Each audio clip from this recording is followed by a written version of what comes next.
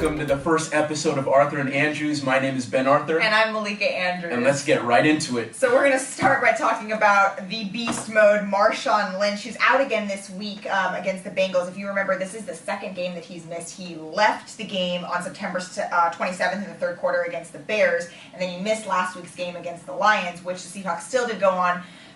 They went on to win without him, even though they cheated. But wait, what?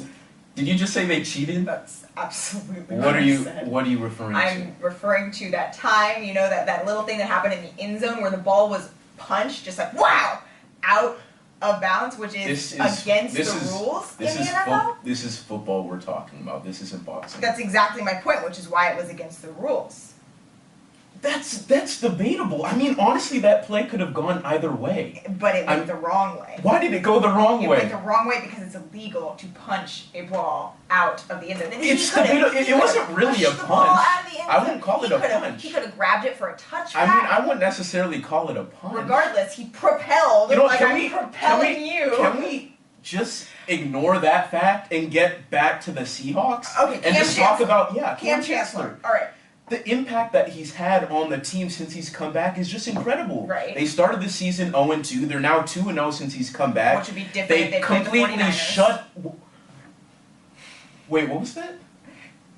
Did she really just mention the 49ers? Are we really going to debate Seahawks versus 49ers? I mean, if we go back 2 seasons ago, maybe I'd be okay with this discussion. No, we're talking about the present, girl. We're talking about the present. We need to move on. We need to move on. We need to move on to the Blazers versus Golden State before we get too carried away. Excuse me. The defending champion Golden State Warriors, who fell to the Blazers, 118 and 101 on Thursday night. I mean, it's preseason.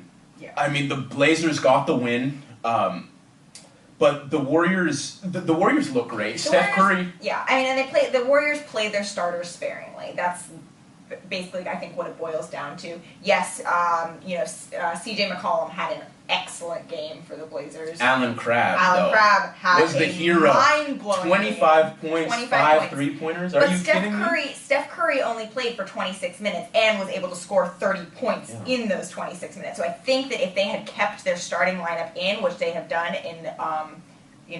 which they would have done if it was a regular season game, it may have been a different story. Well, this is preseason. Guys like Steph and Curry aren't... Let's just agree on one thing. Ball is life. Ball is life. Okay, moving on. To the man who helped define the fact that ball is life, Kobe Bryant. So, Kobe Bryant was ranked number 93 in the NBA ESPN's rankings. That's despite the fact that he's played 19 seasons in the league. Despite the fact that he has 17 All-Star selections, over 32,000 points, and... Wait, I'm sorry to cut you off, but I'm really heated about this, okay? No, I'm good. Can you name 92 players in the NBA that are better than Kobe Bryant? Honestly, I can't even name 92 players that played ever that are better than Kobe Bryant. I mean, it's just outrageous and 5 rings. Huge. 5 rings. So many scoring championships, the 17 All-Star appearances, like you mentioned. How can you disrespect the man like that? And what really pisses me off is the fact that guys like Jahlil Okafor and Karl Anthony Towns that just got drafted, yes, the guys that haven't even played in the NBA so far are ranked higher than Kobe. I do not know what ESPN was thinking on this. I think that we need to save Ben from possible health issues that he may have freaking out over this and move on back from pro sports to the bluff. So women's volleyball and women's soccer is what we need to talk about. Are you going to be okay? Yeah, I'm good. All right. I'm good. Moving on to women's volleyball. So the volleyball team, currently they're on a 5-game losing streak. They're 1-5 in WCC play, which is a huge, they're 10-2 preseason start. What is falling apart? I think it's a couple of things. Number one, I think it has to do partly with their weak preseason schedule. I don't think they really played against the caliber of competition that they need to have prepared them for WCC play. Yeah. What's the most surprising about this match is Portland's hitting percentage, where, right now they're on a 5-game losing streak, but they hit, I'm looking at the box score, a .083 in this match, which is they aim to hit above .300. It's really unfortunate. I think this is just one of those games. Every team in every sport has one of these games where just nothing goes their way. And that was I think, yeah, that was definitely this game for the Pilots. I think the key for them is just to maintain a positive outlook going forward. There was only one player to hit above a .300, and that was Katie Sullivan. So really, they need to step up now. The preseason is too far in their past. That's not going to carry them through. It was great, but this calls into question just how good their preseason schedule was because of the teams they were playing. LMU in preseason played UCLA and beat them, and that's what's going to prepare them for the level of play they're going to see in WCC. And moving on to women's soccer. The Pilots are currently 5-8 overall, 1-2 in the WCC, and basically they need to go 5-1 the rest of the way to make the NCAA playoffs. Right. Malika, do you think this is a possibility?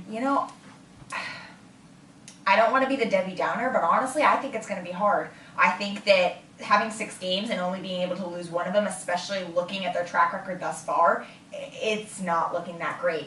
I think that there are good things. There are things to like having Alyssa Adrianson step up and score that goal over St. Mary's. I think that was really great. And I think that they're going to need those kind of backup players to take a step up, get up to the next level, because right now they do not have a go-to scorer. That's what's hurting. Yeah, you're hitting the nail right on the money. They don't have a go-to scorer right now. The season thus far hasn't gone well, but I think one thing you can't fault the Pilots on is how hard they've played. Right. Against number 5 BYU last Saturday, they beat out the Cougars 19-1 in possessions. 19-1, the number 5 ranked team in the nation. Yeah, that's so I think the main thing is that the Pilots just aren't scoring, and I feel like with the amount of effort that they're putting in and game out, it will turn around. And I think that they can do it. I mean, it's a long shot, but I'm confident.